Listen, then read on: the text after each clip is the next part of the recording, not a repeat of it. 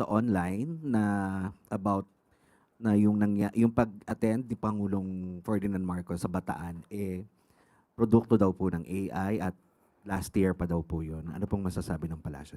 Alam naman ng mainstream media ang katotohanan.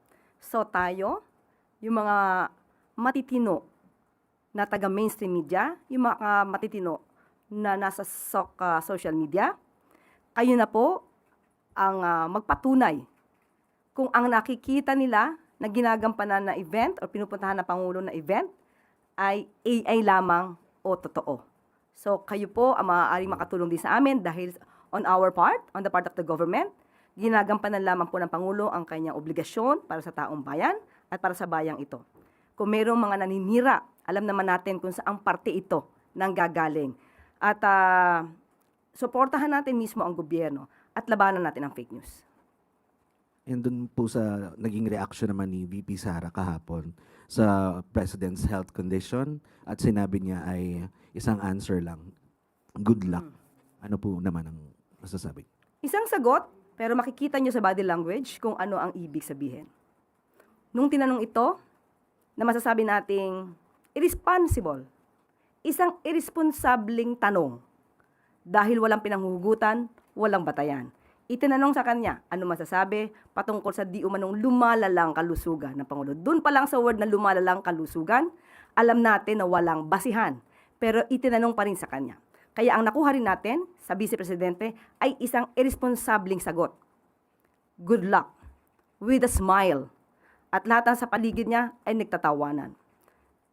Bilang isang Pilipino, hindi natin gawi ang mangutya, pagtawanan, ang sinumang may sakit. Lalong-lalo na kung ito'y ginagawa lamang. Ginagawang sakit para masira ang Pangulo. Ang sabi nga nila, an idle mind is the playground. Or rather, an idle mind is devil's playground. So makikita natin, tumawa, is that a last laugh mentality or mockery of misery? Hindi ba dapat ang isang tao kapag may sakit, mas binibigyan natin ng atensyon at binibigyan natin ng dasal para mas maging maigi ang kalusugan? Hindi mo tatawanan at parang ikaw pa ay sarcastic sa iyong mga kasagutan. Sunod po ng tanong, Tristan Nadalon, Newswatch Plus. Yusek, good afternoon. Follow-up na rin po doon sa fake news kasi may question po ko on anti-fake news efforts ng Malacanang. Kahapon po sinabi na nakakapansin ng surge of fake news sa kalusugan ng Pangulo recently. No? Gaano po kadesidido ang palasyo na may masampulan at maaksyonan ng legal action sa mga nagpapakalat po ng mga ganitong impormasyon? Kayo po ba'y nag-iisip minsan kung bakit nga ba dumadami ang fake news ngayon? Meron bang pagkakataon? Sinasadya ba? At alam naman natin kung ano yung mga fake news na naglalabasan. Ito'y halos lahat laban sa Pangulo at sa administrasyon na ito. Patungkol sa kalusugan, wala daw ginagawa ang gobyerno, lalong-lalo na patungkol sa krisis sa Middle East. Yan ay lahat ay kasinungalingan. Kitang-kita po natin kung paano gumalaw ang Pangulo at kung paano magtrabaho ang gobyernong ito. Meron pong ginagawa, nakita niyo po, sinimula na po ni Secretary Dave Gomez ang pagbibigay ng impormasyon sa DOJ para mas malawak ang imbestigahan ang mga taong nasa likod ng fake news na ito.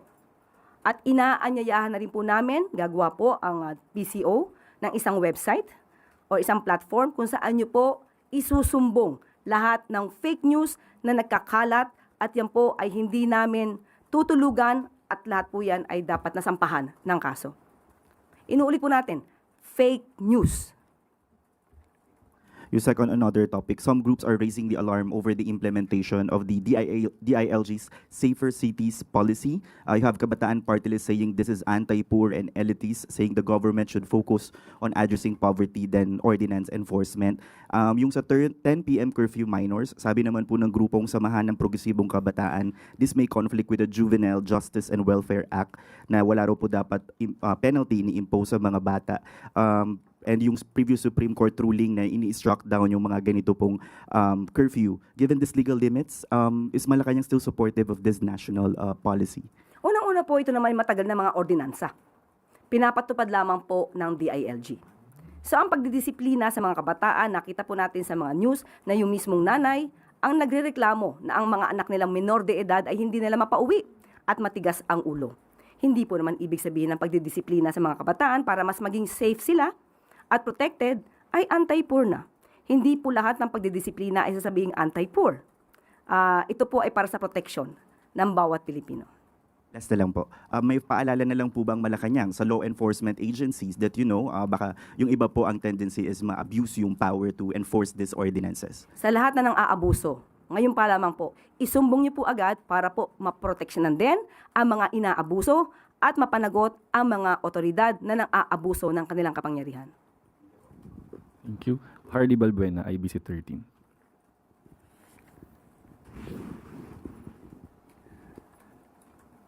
Isuyo po ng mic. Hi, good afternoon, Yusek.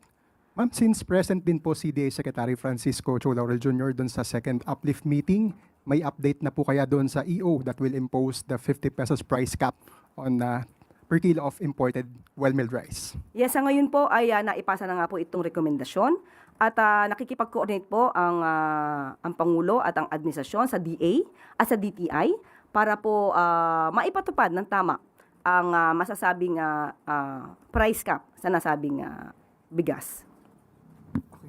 Ma'am, is the uplift committee or the President also considering imposing discounts through subsidies sa iba pang varieties ng rice, especially po sa local, since yun po yung tumataas talaga? Sa ngayon, wala pa po napag-uusapan doon. At itutuloy ko lang po yan. Noong nakaraang press briefing na itanong po sa atin kung bakit may tumataas na mga presyo sa palengke. Kasi po, ang DTI po, ang covered po ng DTI ay mga groceries. Sa pagdating naman po sa mga palengke, ang may hawak po dito, ang jurisdiction po dito ay ang DA. So tinanong po natin mismo si Secretary Kiko Laurel Jr. kung bakit mayroon na nagrereklamo na tumataas ang presyo ng mga bilihin sa palengke kung ikukumpara dahil sinabi nga na hindi magtataas ng presyo ng mga basic needs at prime commodities sa grocery. Ang sabi kasi ni Secretary Kiko Laurel, kung ikukumpara ang mga supply sa grocery, usually umaabot ito ng 60 days na inventory. So maaaring hindi agad magtaas. Unlike po sa mga palengke, na karaniwan ay mga kada araw bumibili ng kanilang mga supplies, kaya medyo tumataas because of the logistic. Pero kapag ka po naman, inabuso rin ng mga kababayan natin ang pagbebenta ng mga basic goods diyan po sa palengke, ipagbigay, alam nyo rin po, sa Department of Agriculture.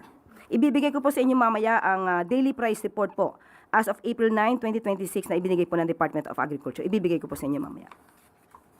Salamat po.